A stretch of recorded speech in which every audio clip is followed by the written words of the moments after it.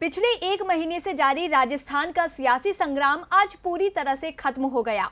विधानसभा में अशोक गहलोत और पायलट जब साथ आए तब बीजेपी के होश उड़ते नजर आए।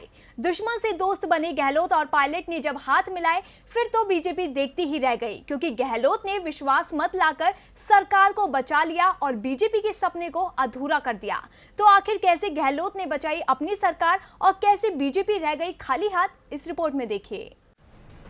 ये दोस्ती की वो तस्वीरें हैं जिसने बता दिया कि जब मिलते हैं हाथ तो बनती है बात और दुश्मन के अधूरे रह जाते हैं ख्वाब। जी हाँ, अशोक गहलोत और सचिन पायलट की इस जोड़ी ने आज एक बार फिर बीजेपी को बड़ा झटका दे दिया। वैसे तो ये बात पहले ही साफ हो गई थी कि सचिन पायलट के वापस आने के बाद गहलोत की सरकार पर आया संकट खत्म हो चुका है, लेकिन बीजेपी को फिर भी उम्मीद थी कि आज विधानसभा में कुछ तो नाराजगी दिखेगी। लेकिन अशोक गहलोत और सचिन पायलट ने एक सुर में कहा कि सरकार कहीं नहीं जाएगी। जहां गहलोत ने इशारों ही इशारों में पीएम मोदी और अमित शाह को अपने निशाने पर लेते हुए कहा कि ना शाह की चली और ना ही तानाशाही चली, वहीं दूसरी ओर सचिन पायलट ने भी कहा कि जब तक मैं बैठा हूं तब तक ये सरकार कहीं भी नहीं जाएगी। अशोक गहलोत और सचिन पायलट की इसी दोस्ती की वजह से आज सरकार ने विधानसभा में विश्वास मत हासिल कर लिया। सदन में ध्वनिमत से प्रस्ताव पारित किया गया।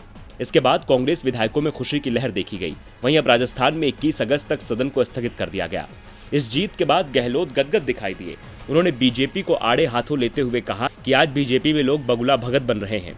100 चूहे खाकर बिल्ली हज को चली है। मैं 69 साल का हो गया, 50 साल से राजनीति में हूं और आज लोकतंत्र को लेकर चिंतित हूं।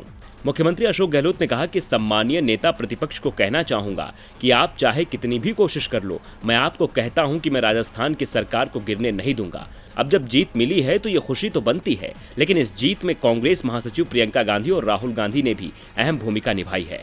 राहुल और प्रियंका की एंट्री के बाद ही पायलट ने अपने विधायकों के साथ कांग्रेस में फिर से लैंड किया है और गहलोत से दोस्ती का हाथ मिलाया है, जिसकी बदौलत आज सरकार बच गई और बीजेपी की चाल फेल हो गई। अब देखना होगा कि क्या सचिन पायलट को अपने सारे पद वापस कब तक मिलते हैं। टीवी लाइव की रिपोर्ट।